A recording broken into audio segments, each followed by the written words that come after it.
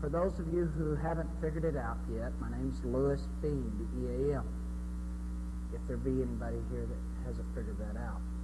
I am famous and notorious and controversial, not because I want to, but because I have to be, I suppose.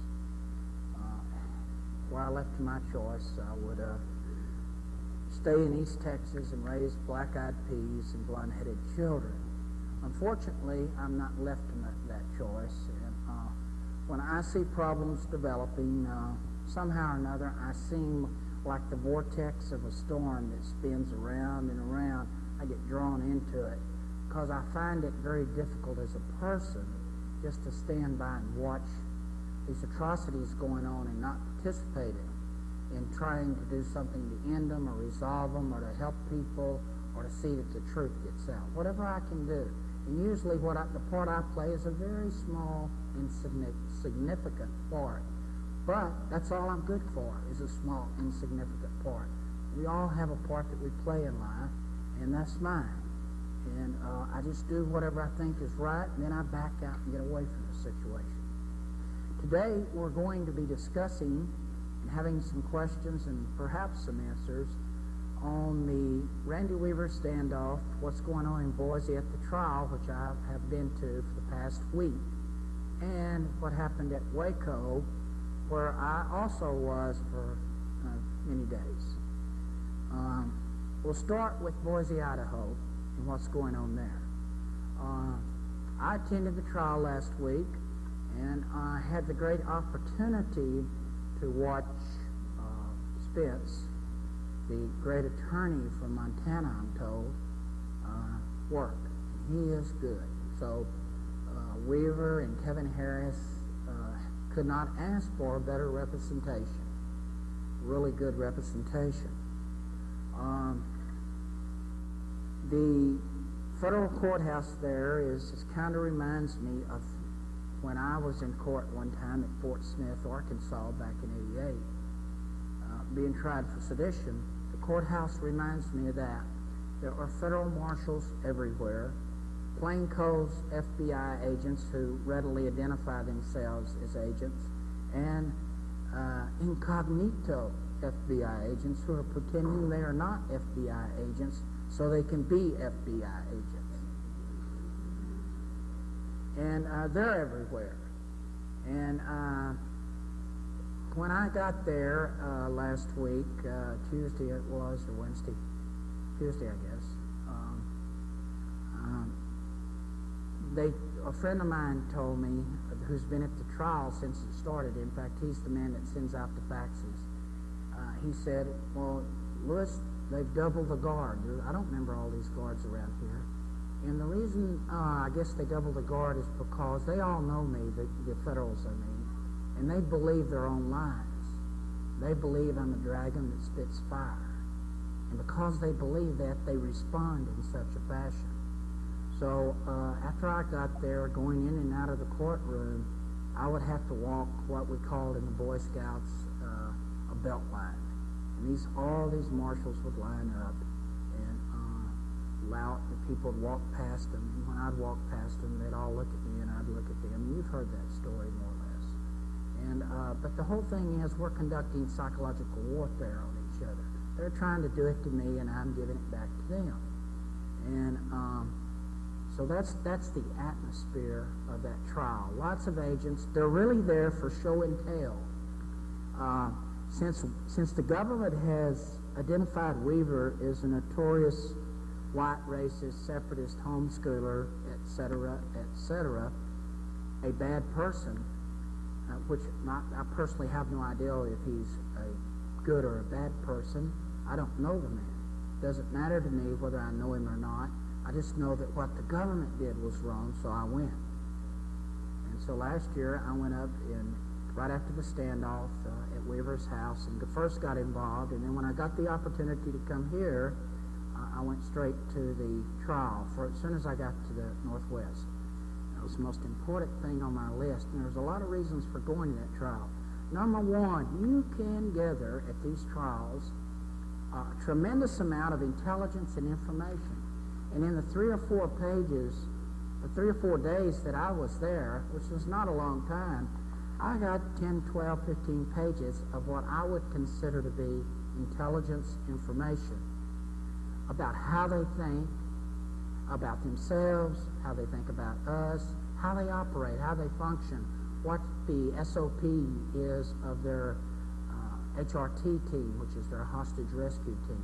In other words, listening to them talk and examining them and being somewhat familiar with them from my experiences with them over the years, I was very interested in knowing what they're thinking. And when you listen to those witnesses that the government put on, these federal agents, marshals, FBI, ATF, as you listen to them talk and you study their demeanor and you listen to their terminology closely, or sometimes not so closely, you begin to get a feeling for what the state of the government is today and where they're going and what they're thinking, so we know what we need to be doing. So to me, I was attending an intelligence seminar. And the feds knew that. They figured that out. Everywhere I went, they stayed with me. If I went to the bathroom, an FBI agent went to the bathroom. If I walked out the back door, 3 of them walked out the back door with me. When I went down to the hamburger joint, they would go to the hamburger. A marshal went with me to eat a hamburger. So there is a certain atmosphere that exists in these courtrooms that you may not be aware of. But remember, what the government is doing is putting on a show and tell there. They're trying to make these people who they indict and they bring before the so-called, quote, bar of justice, they have to try to make them appear to be dangerous, unpredictable, and someone needing lots of security. So they had a lot of marshals there anyway before I ever showed up to promote that impression. When I walked in the courtroom the first day, Mr. Weaver, who apparently knows me or has seen my picture somewhere, smiled the only time that I ever saw him smile the 3 days I was there. His general demeanor appeared to me to be somewhat downtrodden. Now, he could be the type of person that everything's inside and it's not reflected on the outside. But he kind of sat slumped down in the chair, and he looked tired to me. But when I walked in, he looked up at me and he gave me a big smile, and I smiled back, and immediately the marshal stepped in front of us where I couldn't see him, he couldn't see me, and this iron-pantied matcha who considers herself a federal marshal started trying to get my attention because Weaver's on one side of the bar, I'm on the other out in the audience, and she's trying to get me to look her in the face so she can say no lip contact, no eye contact. I already knew all those rules. She's not telling me anything. So what I did was just pretend that I didn't see her and finished with our greeting, and then I sat down.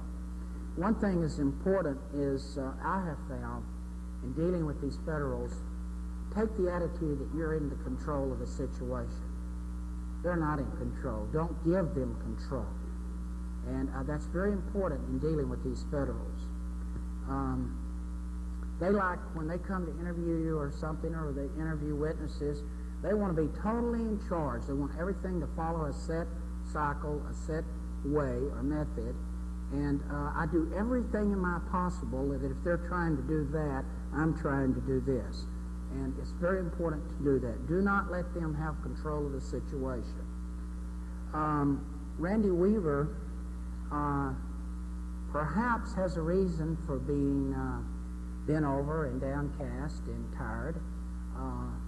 He's been locked up now for a long time while you've had freedom for the past year and went about your lives with your families. His wife has been dead, and his son has been dead, and he's been living under miserable conditions. So don't think that I am judging him harshly by my words, and I'm just describing to you what I saw with these eyes. Perhaps after tomorrow, the next day, if our prayers are answered, and you will be praying, won't you? Yes, you will be. Perhaps if after our prayers are answered and that man is free to walk out the door of that federal building and not be in leg irons, which he is when he comes in and when he goes out now, hey, he may sit up very squarely and he may stand. He may have a smile constantly on his face. So we have to understand what the circumstances are that he labors under, and they are severe. Much more than severe than most of you know. What's going on in the trial? Well, they parade in witness after witness, they being the government. All of these federal officers have agreed upon a lie. Everybody involved from law enforcement side has agreed upon a lie. They got together on their stories. Now, I'm not telling you that I think they got together on their stories and they agreed on a plan or a scenario that they would tell the court. I'm telling you, I know that's what they did. They all agreed upon a story. And now each man, each law enforcement officer, gets up there and does his dead level best, knowing perhaps his career, his future, his retirement, his status among his fellow officers, which is very important, is riding on his performance on that stage, which is the witness seat. And so they've done that over and over and over, and when the trial started, the media was very much opposed to the Weavers. The headlines could not be worse. I have many clippings, information about what's going on, and I'm not going to take the time to lift these up and show them to you. I'm just going to let you know that I do have them, and you can see from the beginning of the trial going towards the end how the media has gone from being totally opposed to the Weavers and what they believe he represents to being against the government now, opposed to the government, thinking the government is lying. The headlines could not be much better for Weaver. The headlines went from, as I say, very bad, kind of questioning, and now we're at the point that every single day those reporters sitting there trying to think of a headline that's going to down the government better than the other paper. Now that's where they are. That's where they are. To give you some idea of what I'm talking about, here's one from the last week here, and it says, a spokesman review, Spokane, Washington. Now you understand before I start in this that news in the United States is compartmentalized. You know what that means? People up in the Northwest will hear all about the Weaver trial every day. In Texas, and I listen and I'm careful to gather the news, one mention of it's been made since it started. Okay? So we heard a lot of things in Texas about Waco that you never heard on your radio and television wherever you are. So everything's in compartments. That's one way they control the flow of information in this country. But here's a headline. It says, Marshall testifies, first shot fired by federal agents. Now, you only have to read the first paragraph to see where the government's position is now after they've had all these lying witnesses up there saying saying Kevin Harris fired first. That was the story they agreed on. So they got up there and lied about it. Well, let me tell you something. I want to tell you what these bad cops fear worse than anything else. That they'll meet an honest law enforcement officer. When they go to bed at night and they have participated in lies and cover-up, if they pray, and whoever it is that they pray to, they pray that they don't meet an honest law officer. Unfortunately for them, and a blessing for us, there are still good people inside of the system. Still there, still doing their duty, and still behaving in a way that their grandfather would be proud of them. Well, here's the first paragraph. If Deputy U.S. Marshal Frank Norris is right, two of his fellow marshals have lied on the witness stand. You don't have to read the rest of it, do you? It's clear the tenor of this article and the way it's going. Another headline. I was there when they brought out the pictures of little Samuel Weaver laying there dead and shot in the back, by the back shooters from the government. They're back shooters. Cowardly. These back shooters from the government, grown men assaulting this little child, they took photos of his body and they put them up on the viewer. They have a photo viewer like that device sitting there in the center. And when they put it on that, everybody in the courtroom can see it because they've got cameras mounted around. And I glanced at the photos, but I studied the jury. And several ladies on the jury, and at least one man, tears came to their eyes. They were very, very sympathetic to the Weavers. They realized that there was no excuse on the face of this earth for Samuel Weaver had to be shot in the back by law enforcement officers. He was a threat to none of them. He was running away from them like a frightened little child, and they shot that frightened little child in the back. The jury knows there's no excuse for that. And it was clear on their faces that that was the case. The headlines for that day were, "Photos evoke Weaver's jurors' tears." And I saw those tears. It was true. Now, why I'm showing you these papers is because you realize this is the establishment media. They see the problem that's happened there with the Weaver standoff, shootout, and murders by the government. They don't like it neither.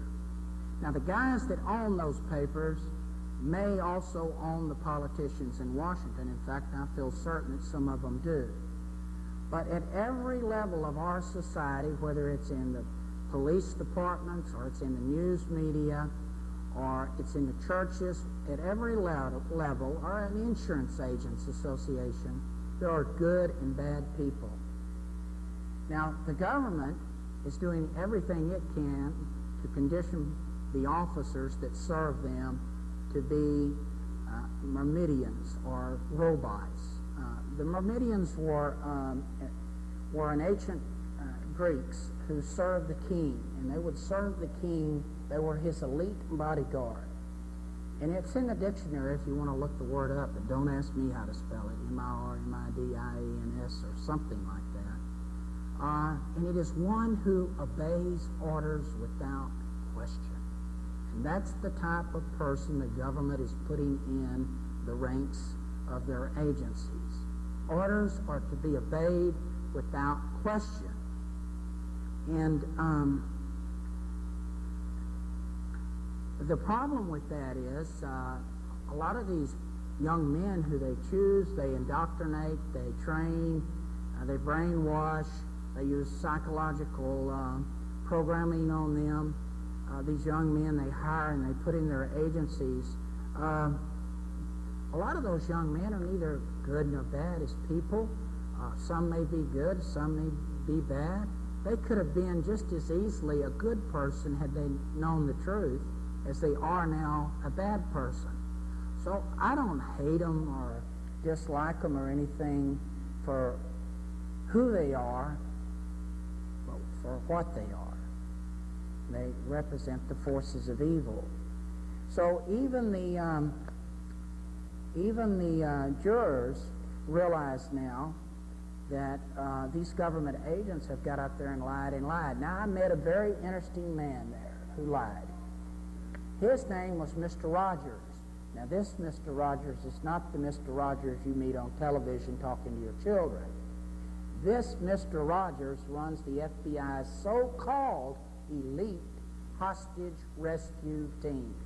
Probably one of the most professional and hard-hitting positions that a person could have in any kind of active law enforcement. High stress, unfortunately, he doesn't want it to be, but high-profile position with a lot of responsibility, and he has to be a very competent person, and he would have never got in that position because they want the best to serve them, and after all, they have your money to hire the best. So they do.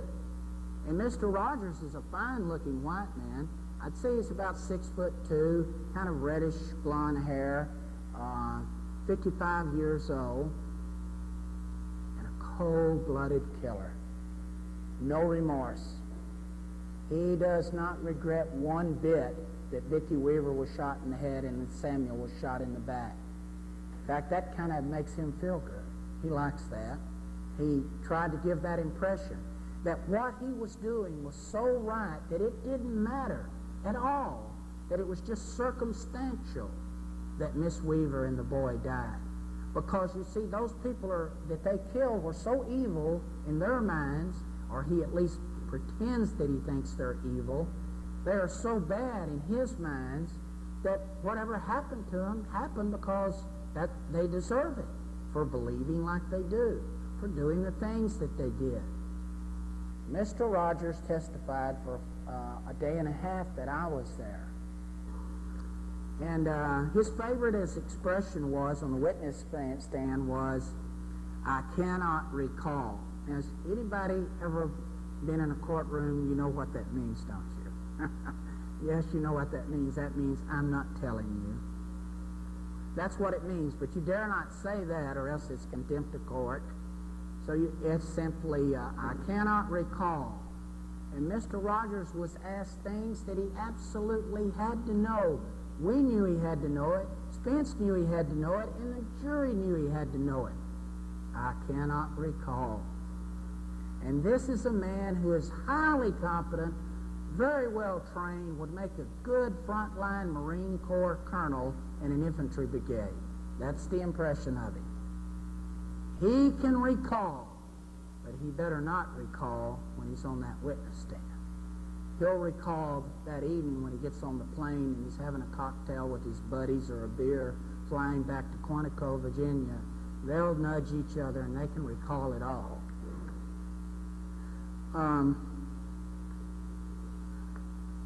Other things that went on after him, and I think I really thought that seeing Rogers testify was important, and I got a lot of information about how they operate and some of the things. One of the things brought out was the rules of engagement at the Weaver farm when they went up to the Weaver house were different.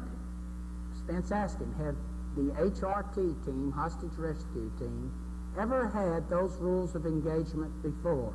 His answer was no. Spence then asked him, has the HRT team ever had those rules of engagement since? No. And then Spence said, did you have those rules at Waco? And he finally, after a day of lying in calm composure, he lost his temper, blew his cool, as some used to say, but he fell apart. He started rattling and talking and saying, well, Mr. Spence, do you know that there wasn't a single shot fired by the FBI at Waco? And, and the judge is telling him to stop talking, just respond to the question. You don't need to say anything else. And the headline for that day was a good headline. This came out of the Idaho Statesman, and it says, allusion to cult standoff puts agent on defensive. Now think about it. At the beginning of the trial, every headline had something to do with Weaver. Weaver anti-Semitic. Weaver racist. Weaver white separatist. Weaver has strange religious beliefs. The headlines have been taken away from the Weavers, and they're all about the government now and what they're doing. Very important. Mr. Rogers testified for most of that time, and then they brought on Lon Horuchi. Now, Lon Horuchi is a little Japanese boy. He is a graduate of West Point, 27 years old, very polite, and very well trained. He is an expert marksman. In fact, Horuchi is in charge of the sniper observer teams. And the sniper observer teams are the people that do the shooting and observe. So he's very well trained, very competent, and would have made Tojo a great soldier in World War II. Only problem is he's fighting for your government now. But with the same type of attitude they had at Pearl Harbor and during World War II at Bataan when they marched our soldiers to their death. Same attitude. He's got it. And that's why he's in charge of the team. He got up there, and after spending almost an hour and a half giving his credentials about how he got promoted and worked his way up to head of the sniper team. You know, you don't start off at the top at that position. Start off at the bottom as a raw recruit and work your way up. And he knows everything about bullets, guns, shooting, observation, and that sort of thing. Very competent person. He also spent some time in the military after he graduated from West Point before going to work for the FBI. I believe he said in 87. That's the year that comes to mind. Well, Mr. Horuchi got on the stand, and he is the guy that shot and killed Mrs. Weaver, shot Randy Weaver in the back, and wounded Kevin Harris. So this guy is in a rough position. He's up there on the witness stand, and believe me, the audience was not friendly. Not among us, those who are supporters of truth and liberty, not among the news media, and not among the jurors. He had very few friends in that courtroom, and the ones he had were all wearing badges. Well, he got up there, and he, under severe questioning from Spence, and he got up there and said, and had tried to make the jury believe that he doesn't know where the bullet goes. If you have a crosshairs and you aim at something, he tried to convince the jury that the bullet's not necessarily going to go where the crosshairs is. That happened. Now, I'm thinking to myself, well, gee, the government can give billions away. You mean they can't buy this guy a scope and a rifle that shoots accurately? Well, I'd have liked to have said that, but of course you couldn't. But that's what he was saying. He was trying to say he shot Mrs. Weaver accidentally. He didn't do it on purpose. It was all an accident. He was leading Kevin Harris as Kevin Harris is running to the front door, and he hit Mrs. Weaver by accident. That's his story. And he says Kevin is running very fast, so he's got his scope set up for a lead 1 mil dot. And don't worry about the technical terms, but he's leading like duck hunting or deer hunting at a running deer. And when the bullet got there, Kevin was behind the door, and he hit Mrs. Weaver. The only problem with that is Mr. Spence held up his own 203 report that the FBI agents fill out after any kind of an incident, interview, something like that. They have to write out their story of what happened, and then they keep that. And it can be used against you in a court of law. And if they just come to your door and knock on it and say, will you talk to us, Mr. Beam? And you say, or I say, no, I won't talk to you. If you need to speak with me, I'll get back with you after I've arranged to meet you at my lawyer's office. They go back to their office and they take that down and they write down what you said. Notice I didn't say exactly what you said, but what they said you said. And believe me, that's exactly what they do. They then write down what they say you said. And don't think it's ever or has to coincide with what you really said, because it usually does not. I could give examples, but because of time I won't. Just believe me that any time you talk to those people, notes are made, a report is filed, and if they ever get you into court, you're going to see that. It's going to be right there in front of you. And it's probably going to contain incriminating information that you didn't give them. But, I mean, they're getting paid a good salary and they have to earn their living, and you got to go to jail as far as they're concerned. So, Spence holds up his 203, Horuchi's 203, and he says, you say you were leading Kevin Harris? Yes, sir. Everything's yes, sir, no, sir. which is good. That's what it should be. And Spence says, and he was running fast. Yes, sir. Well, I have here your 203 file and on that incident, and this was filled out the day you shot Mrs. Weaver. You remember filling this out? Yes, sir. Well, it says here that Kevin Harris stopped right before he entered the door, went behind the door. He stopped, he paused, and he looked around. Where would your lead be at that moment? Well, he didn't actually stop, sir. He paused. And Mr. Spence said, so your memory today is better a year later than it was on the day of the incident. Well, I just think that was, and Horuchi says, well, that was actually a bad word. It should have been paused. And he said, and Mr. Spence said, well, was it a brief pause or a long pause? Well, it was very brief. Because remember, this guy's leading. If you're leading and your subject stops, what happens? Okay, the bullet's going to go past him. Was it a brief or a long pause? Very brief, just momentarily. And would you like to show us how he looked around during that brief pause? Well, you see, the problem he's got, no matter how brief the pause, if I'm going to look around, it becomes a stop, does it not? And you've lost the need to lead the subject.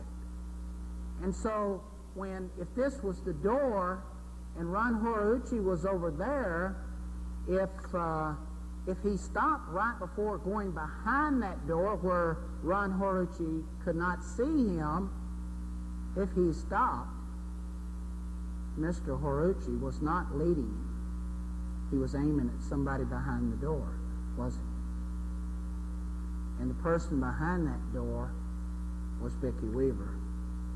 Now, Spence spent the better part of 2 hours trying to get Horuchi to admit that the curtain could have been opened, that he could have seen, or that perhaps Vicki Weaver, who was standing behind the door facing Kevin Harris as he came in, could have, when she opened this door like this, have stepped out momentarily and waved to Kevin and them, yelling for them, which we know she did, yelling, come in, quickly, and then stepped back, and he knew exactly where she was and fired then. And which is at the same point that Kevin Harris starts to go through the door, which is why he would have hit both of them. Mr. Spence did spend at least 2 hours trying to get that admission out of Horuchi, that Horuchi knew Mrs. Weaver was behind the door. And I was becoming very, very, I must have looked like I had ants in my pants. Because I'm sitting there and having a military background and having been in a reconnaissance platoon after I got back from Vietnam and went through the Reserve Officers Training Corps at the University of Houston, I know how you secure a house, okay? I've been there. Apparently Spence didn't go through ROTC, and he doesn't know. And I'm getting very worried. I'm waiting on Spence to ask the question. And I'm waiting, and this 2 hours seems like a lifetime to me, and it never comes. And the other attorney then cross-examines him for an hour, and the question's not asked. Now, what is that question? Well, as soon as the break came, I jump up, I run out of the door. I'm one of the first ones out, and I wait for Mr. Spence to come out. And I said, when he came out the door for the break, I said, Mr. Spence, my name is Louis Beam, and I was in Army reconnaissance.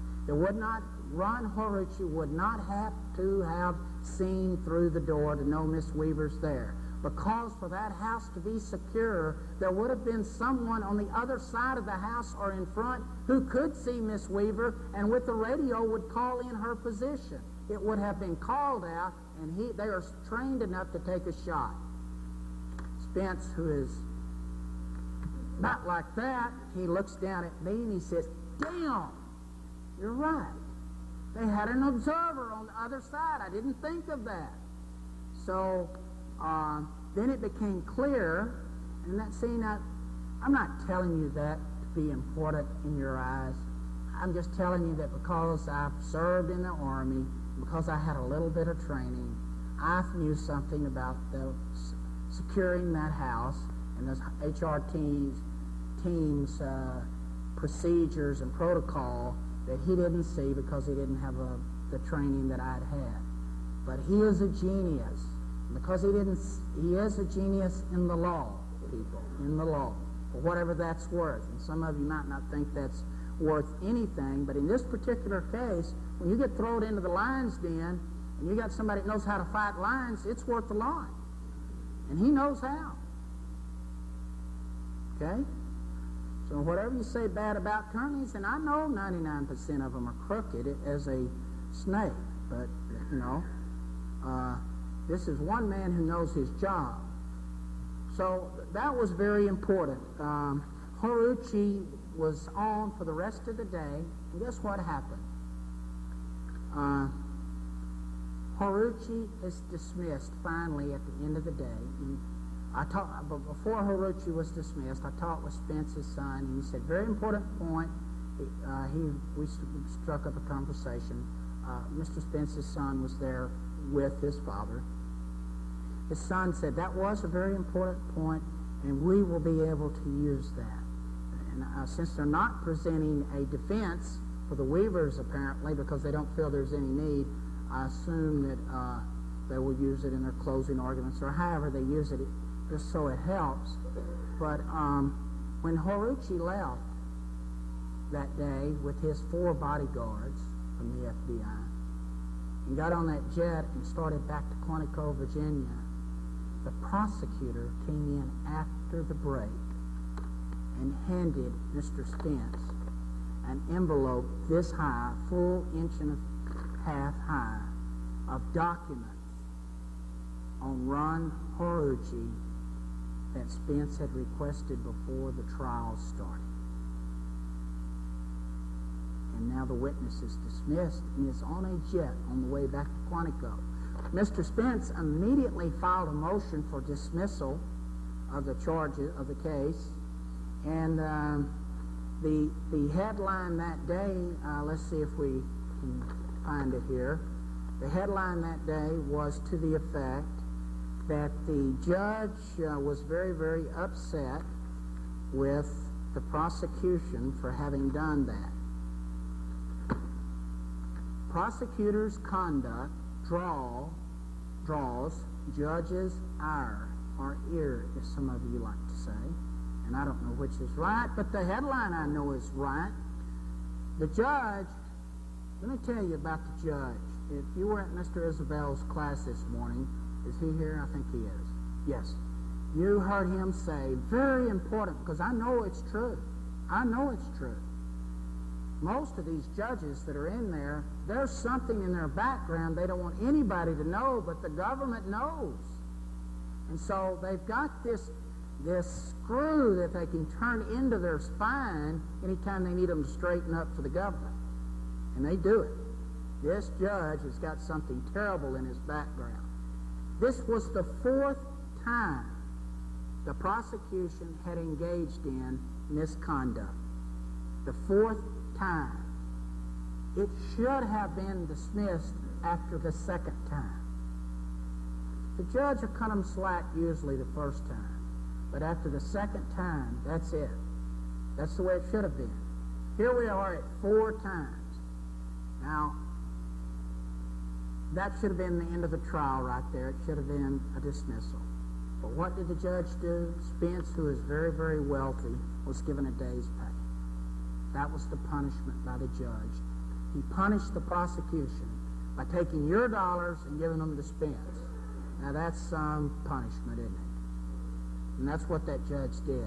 Somebody twisted that screw they got in his spine and straightened up. And that's the way your justice system works in this country. In almost all of the cases. Not always. There are a few honest judges left at the lower level. I only know one. That don't mean there's not more, but there's one. I met one at Fort Smith, Arkansas, Judge Arnold. He loved the Constitution. His grandfather was a Confederate patriot, and his great-grandfather had been instrumental in helping to found the state of Texas. He was a good man. He loved the law. He didn't like me as far as I know, but he said I and others weren't going to be tried for what we had written and said, and it didn't happen. The judge at Weaver's trial is not a great man. I would say more, but I forbear because of where we're at. We're fixing to go to the jury here. We'll save it for another time. So that's what it's like at Boise. Now let's talk for 10 minutes about Waco, and we don't have to talk as long about Waco for this reason. I have an excellent video, which, by the way, Paul Hall has these videos, or at least one similar to it, about Waco. Footage you've never seen, probably, and you should get you one. It starts before the feds even start shooting, when the cameramen are climbing up in the trees out in front of the church. So I have this excellent video, and so I don't have to go into great detail here. I'm just going to tell you a couple of things that I feel you'll think are interesting. Of course, everybody by now knows the part that I played in that, so I really don't even want to cover that, honestly, but I'm told that I'm supposed to, so people think that that's a part that needs to be covered. My mission was very simple, and this is what we have to do. When we see a problem, we move in, do what we can do to correct the problem, and then back away from it. Let somebody else with more skill and more expertise do what they can do. And maybe their skill and expertise is in another area. And so I moved in, I saw a problem. The news media was acting as the propaganda ministry for the FBI. That was the problem. Now, how do you break that problem? Well, you got to get inside the news conference and ask for some meaningful questions. So my mission was get inside the news conference, and instead of asking questions like this one reporter did of Dan Ricks with the FBI, Mr. Ricks, what kind of car did they take the milk to the children in? That was one of the questions.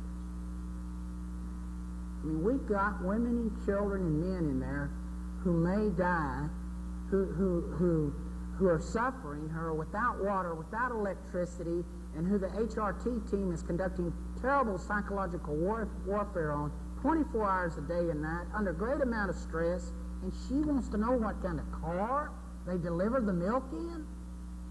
And that's just one example, and there were literally hundreds of questions like that. Means nothing.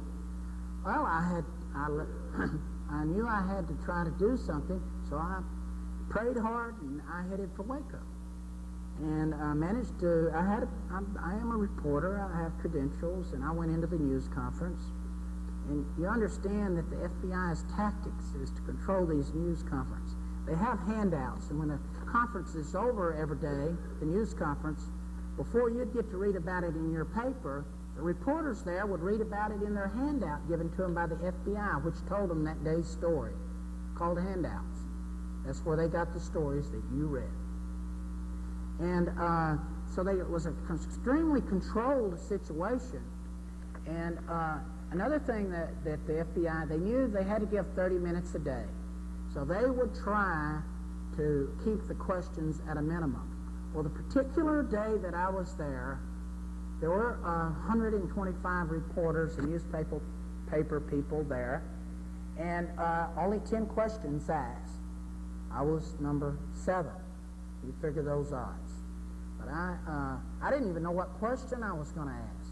I had prayed about it. I couldn't think of a question. I just knew I had to ask something that meant something, and I had a pencil and a paper in the seat beside me in the car as I'm driving up there, thinking, what am I going to ask? What can I say? There's so much being lied about, so much being covered up.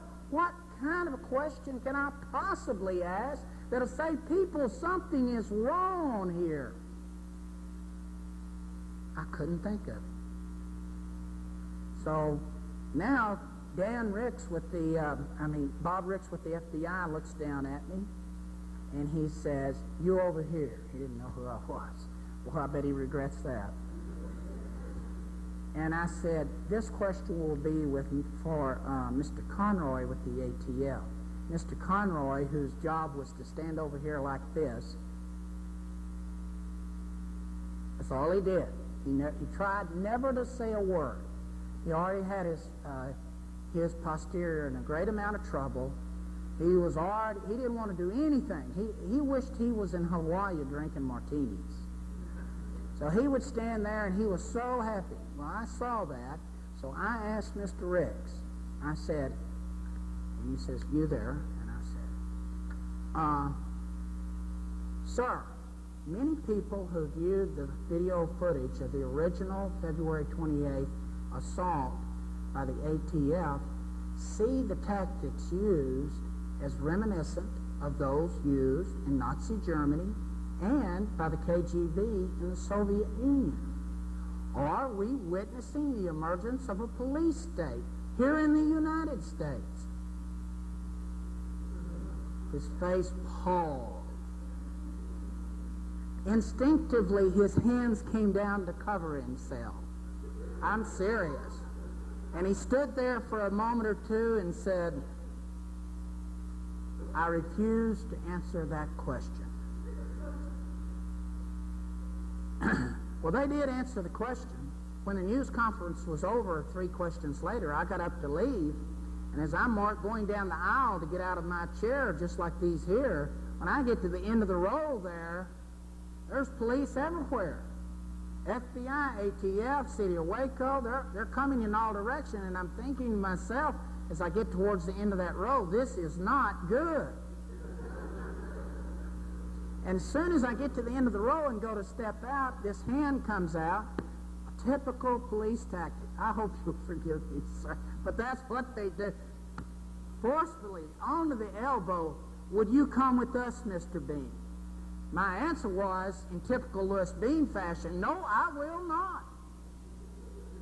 "Am I under arrest?" "No." "Well, then I'm not going." Well, there's nothing around us but newsmen, and the cameras start clicking on. And may I have your driver's license and your press credentials, please? "Are you a law officer of the state of Texas?" "Yes, I am." "Well, that's good enough for me," and I gave them to her.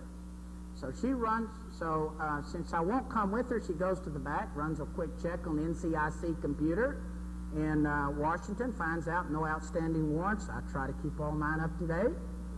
And she comes back, and I took that opportunity to just start an impromptu interview.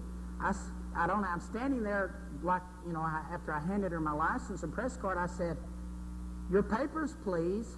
This is what happens in America when you ask a forbidden question." Well, that was the next day's headline. "Being asked forbidden question," quotes. Hey, it was wonderful. They played right into our hands. Yes, they did. Their chariot wheels are crumbling. They're falling apart. Well, she doesn't come back, and I'm getting ready. I'm thinking, well, this is the time to DD Mao, or in English, get out of here.